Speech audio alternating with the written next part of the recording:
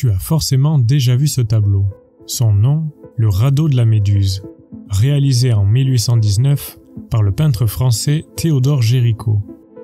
Je te propose aujourd'hui de découvrir l'horrible histoire vraie qui est représentée dans cette œuvre.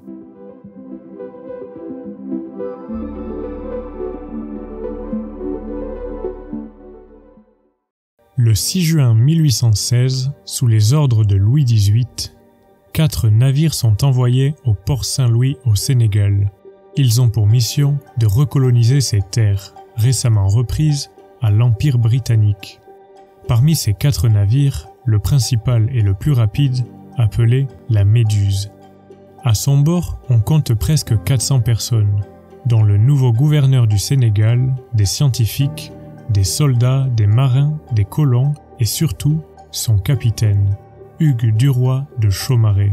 Petit détail important le concernant, il n'a pas navigué depuis plus de 20 ans. Le voyage débute.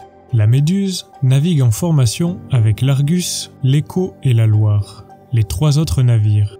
Mais étant donné qu'elle est plus rapide que les autres, elle prend beaucoup d'avance. Mais le capitaine Chaumareix ordonne à son équipage de ne pas attendre le reste de la formation.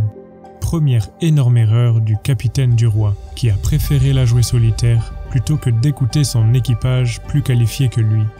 Son navire se retrouve très vite loin devant la formation. Pour le moment, rien de très grave. De toute façon, tout le monde connaît le danger principal du trajet, la traversée du banc d'Arguin, non loin des côtes de la Mauritanie. Une zone très dangereuse pour les bateaux, où les eaux sont très peu profondes.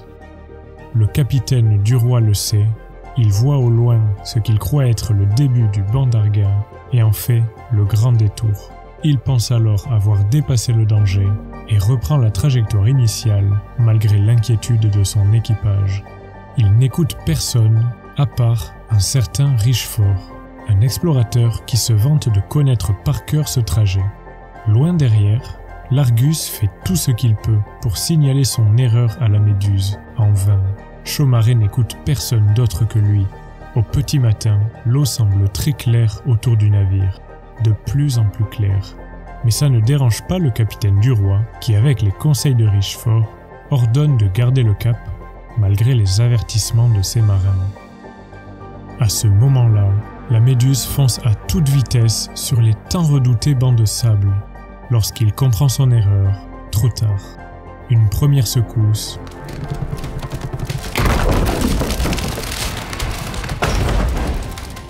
Puis une seconde. Puis plus rien.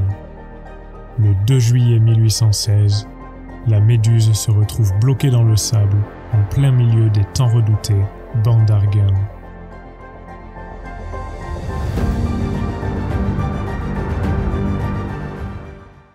Le capitaine Chaumareix est alors complètement dépassé par la situation et ordonne tout ce que lui dit de faire le gouverneur. Il donne ainsi l'ordre à son équipage de construire un radeau destiné à transporter tout le matériel lourd afin d'alléger le plus possible le navire, pour que lors de la prochaine marée haute, l'eau puisse extraire le bateau du sable. Tout est fait pour réduire au maximum le poids de la Méduse. Les embarcations de secours sont mises à l'eau et on découvre que bon nombre d'entre elles sont inutilisables. On récupère alors des mâts, des planches, des cordes et tout ce qui peut servir à la fabrication du radeau de fortune. Ils vont réussir comme ça à créer une immense plateforme de 20 mètres sur 7. Mais après 3 jours de tentatives de remise à flot, une tempête éclate et une immense vague arrache la Méduse.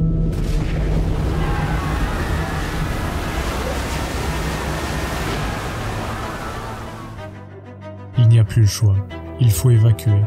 Le capitaine fait alors une liste des personnes les plus importantes qui auront une place sur les embarcations viables, dont bien sûr lui-même, son ami l'explorateur et bien évidemment le gouverneur, ainsi que la plupart des officiers. Le reste de l'équipage, soit plus de 150 personnes, embarquent sur le radeau de fortune, et 17 préfèrent rester sur l'épave dans l'espoir d'être secourus plus tard.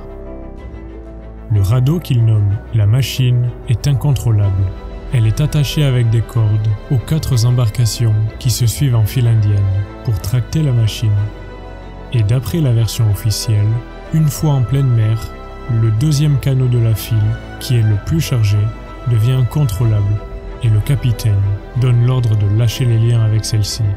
Problème, tous les canots entendent l'ordre et s'empressent de couper les cordes, y compris la dernière qui était reliée au radeau. Le capitaine, en voyant la situation, s'arrête pour réfléchir et décide très vite d'abandonner la machine. Les canots s'éloignent, laissant à la dérive plus de 150 personnes sur le radeau de fortune. Et c'est précisément ici que l'horreur commence.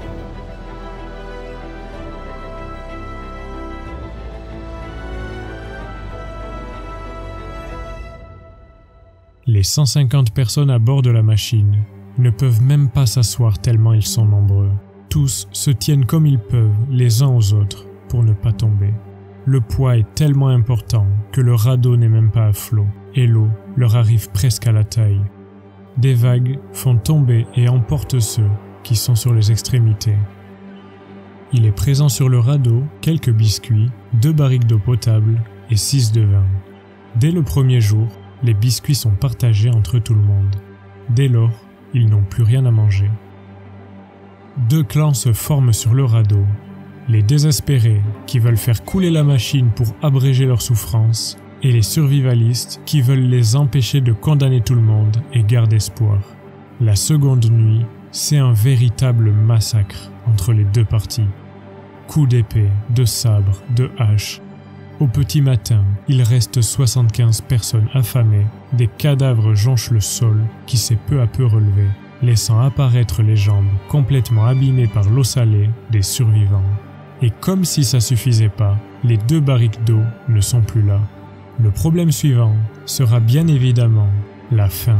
Ils vont d'abord boire le vin qu'ils ont à disposition, ce qui ne va rien arranger, puis mâcher tout ce qu'ils peuvent, leurs chapeaux, les cordes, leurs vêtements, et certains, voyant les cadavres au sol, vont finir par manger des morceaux de corps crus. J'avais prévenu, c'est vraiment le radeau des enfers. Désolé pour cette phrase, mais de ce point de vue-là, le stock de nourriture ne manquera pas. Mais il n'y a plus d'eau potable depuis la seconde nuit et les quantités de vin diminuent dangereusement. Les survivants désignent alors les plus faibles et les blessés, considérés comme condamnés qu'ils envoient à la mer.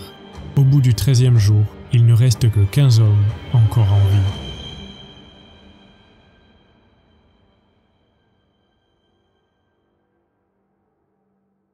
De son côté, le canot du commandant et celui du gouverneur atteignent après 4 jours de rame le port de Saint-Louis au Sénégal, où les attendent l'équipage de l'Argus, de l'Écho et de la Loire. Quant aux autres canots, après l'abandon du radeau, ils ont préféré rejoindre la côte la plus proche et longer à pied jusqu'à arriver au port. Problème, ils sont très vite à court d'eau et le soleil du désert est impitoyable, tout comme la tribu locale des morts qui vont les attaquer et les capturer. C'est au bout de 15 jours de calvaire qu'un officier déguisé en soldat mort les fera libérer et les rapatriera à Saint-Louis. Une partie aura survécu à ce voyage chaotique. Le capitaine Chaumaré, encore lui, décide d'envoyer l'Argus afin de retrouver le radeau.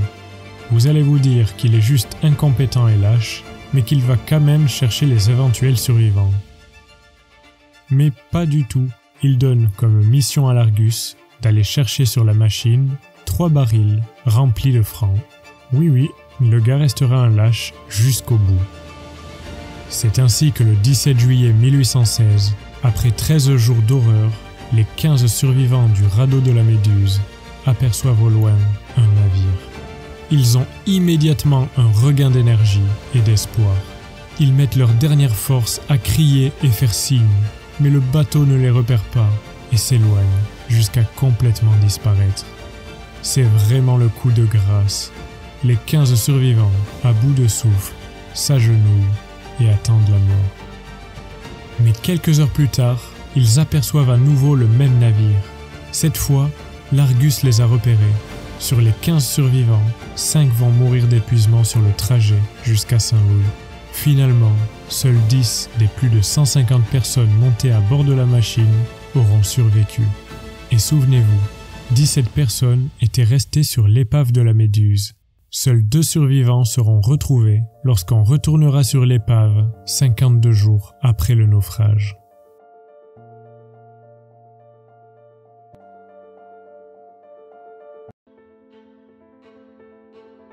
Quand le peuple entend parler de l'histoire de ce naufrage, Hugues du roi de Chaumareix devient la risée du pays. Il sera jugé responsable du naufrage et de l'immense lâcheté dont il a fait preuve en tant que capitaine. Il sera condamné à 3 ans d'emprisonnement et on lui retire tous ses titres. Après sa peine de prison, il va vivre dans l'ombre en étant détesté par tout un pays. Son fils va même se suicider, tellement le nom de son père est difficile à porter. En 1819, le peintre Théodore Géricault dévoile l'œuvre de sa vie, Le radeau de la Méduse, un tableau de 5 mètres sur 7. Pour réaliser son chef-d'œuvre, directement inspiré de cette histoire, il va collaborer avec des survivants du drame, fera une maquette grandeur nature du radeau et va faire poser 2 des rescapés pour élaborer ses croquis. Son tableau sera à cette époque le symbole de l'incompétence de l'État, en montrant au monde entier les victimes de cet affreux épisode. Il va aussi, à travers son tableau, dénoncer l'esclavage, en plaçant un homme noir qui est représenté comme le sauveur au sommet de la pyramide. Voilà pour l'horrible histoire vraie de l'incompétence d'un homme très lâche qui a fait vivre un enfer à tout son équipage. Histoire qui est restée gravée dans le temps grâce à ce tableau mondialement célèbre. J'espère que cette vidéo t'a plu. N'hésite pas à t'abonner si tu aimes ce genre d'histoire. Quant à moi, je te dis à très bientôt pour une prochaine histoire.